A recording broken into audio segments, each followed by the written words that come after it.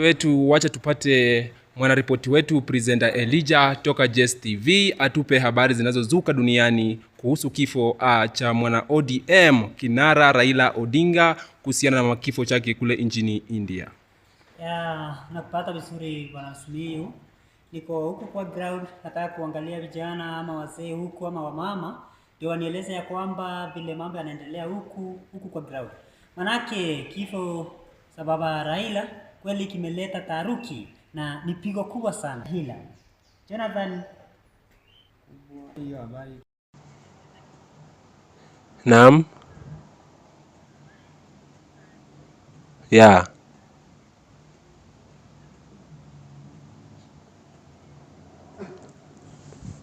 Yes. Sisi kusema kweli tumeudhika na tumehuzunika pia kwa kusikia habari kwamba baba Raila amekufa. Wakenya wote tunaomboleza, taifa lina huzuni. Sasa tutapitia changamoto sana. Kwa maana in term of economy, in term of democracy, baba ndiye alianzisha demokrasia ya Republic of Kenya. Kwa hivyo tunapitia changamoto sana. Na hakika watu wa mji wa Kitale wameumia sana, kwa maana wanapitia changamoto nyingi sana. Hata magari barabarani kuna msongo wa magari, hakupitiki. Kwa maana kila mmoja anataka kuelekea kule Ikulu kuona mwili. Mpikwa na kutoa, yani tuko na huzuni kama wananchi. Na kitu moja tu ningeomba wananchi tukuwe na subira, tukuwe na upole. Ndio. Na tukuwe na vigumu sana, tumepata pigo. Niliposikia hiyo habari jana asubuhi mpikwa na tukisema kazi ambayo baba alifanya, ujenzi wa barabara, karo ya watoto shuleni, kuleta maendeleo nchini. Baba ameleta ajira kwa vijana.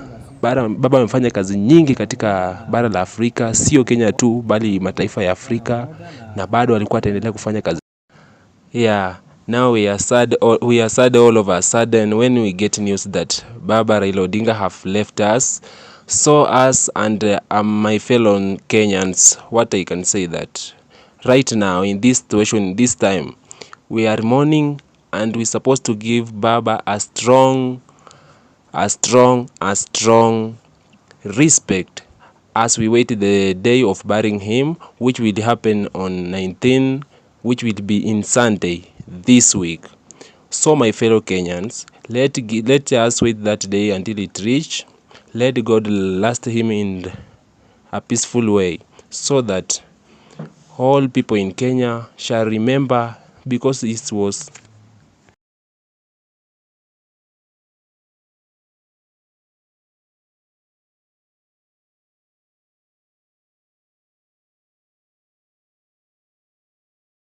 mtazamaji wangu, bado niko Kibra.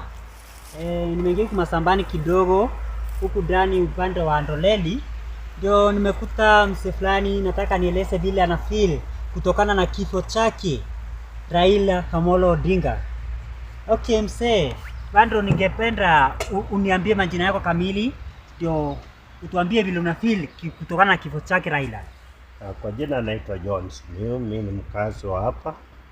Nafanya kazi na shamba ya Sandbro. Enyewe ni vigumu, maisha ni nguvu. Hatujui tutaanzia wapi kwa sababu ni kitu tumezoea.